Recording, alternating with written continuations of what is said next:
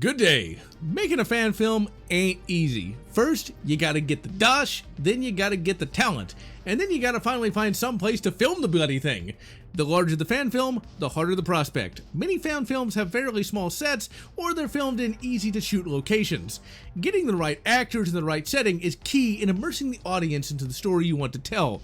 If you have a couple of your friends trying to act like Space Marines in your garage, well, your work might not get the reaction that you're looking for. Even larger budget fan films can have acting problems.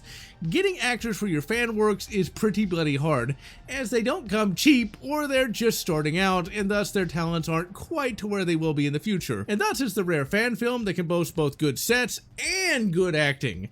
Dark Ages is without a doubt the single greatest Predator-based fan film. It clocks in at just under 30 minutes. Oh yeah, all that stuff I just said, it gets exponentially more difficult the longer you make the fan film. Predator Dark Ages here was directed by James Bushy and released in 2015. YouTube link in the description. The film details some Crusaders taking on the Predator, and it ostensibly takes place in England during the Dark Ages, and features a Crusader Marshal and his team of badasses getting a mission from a priest to hunt down a beast that has been terrorizing local villages. God wills it for just $29.99 pieces of gold. To make matters worse, the Marshal must allow a Saracen to guide his team. Can this Knight of the 7th Crusade take down the Predator? Click the link below to find out. Alright, the production value is of TV show level, and remember, this is something that was financed by people who just love Predator. They're not getting any money for this, so that level of quality is nothing short of amazing.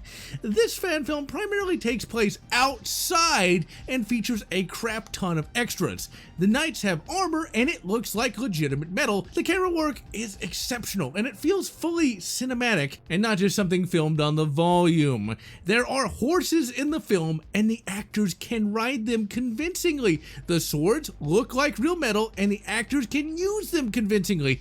The Predator looks pretty good, not quite as good as Dead Ends, but still TV show in quality. The actor in the suit doesn't have quite the fluid grace needed, but it's not too noticeable. The costume looks good even in the sunlight, and the wrist blades look like real metal, and the cloaking effect is excellent.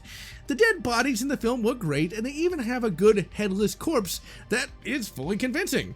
What really takes this from an excellent fan film to an amazing one is the cast. There are multiple characters, and each character has a tiny bit of characterization. Remember, we're coming in at under 30 minutes, so they gotta be fast.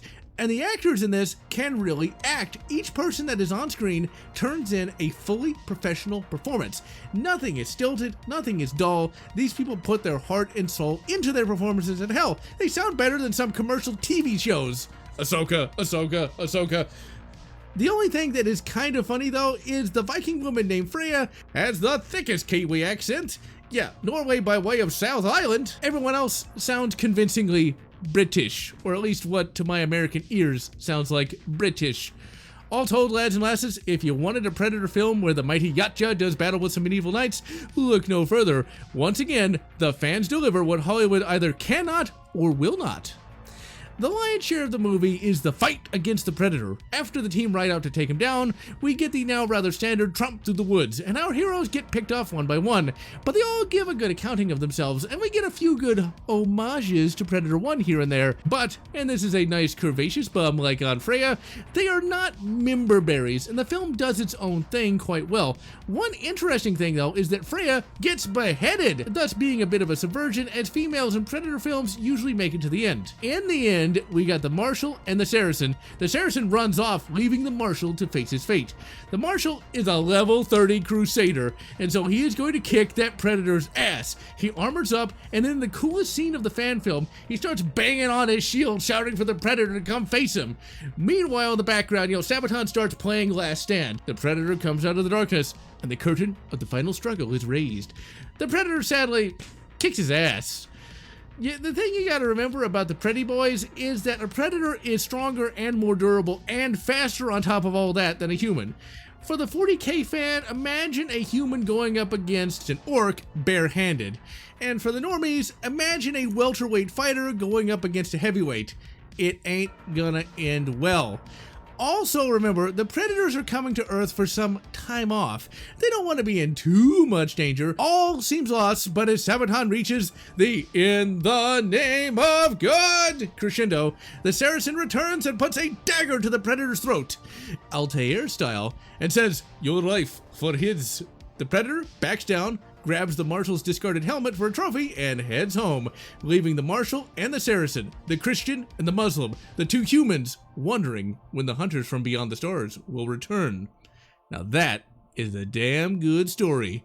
Too often fan films will be awkward, boring, or just focus on the fighting. Instead, we got a god-tier story about two men from two different walks of life coming together to fight a common foe, and thus learning that their differences may not be as dire as they once thought, and that their basic humanity ties them together in ways not considered before. I also like how the Saracen character is not made to be better or more moral than the Christians, but instead he's just as human as them, and ultimately he proves his inner heroism by running back into near certain death in order to protect a former enemy. That is the kind of high-tier writing that Hollywood wishes it could do. If you haven't had your Predator fix since the far-off days of 2010, give it a watch and see what a good Predator story looks like. I am General Lots, wishing you good Predator, Hell or High Water, and good Predator Race War, a story where prisoners in a penitentiary have to overcome their differences to face down a predator, or whatever makes you happy. If you enjoyed this video, please consider subscribing, and please consider leaving a like or a comment, as the algorithm desires your soul. And I want to thank all those fans who have supported this channel, both past and present.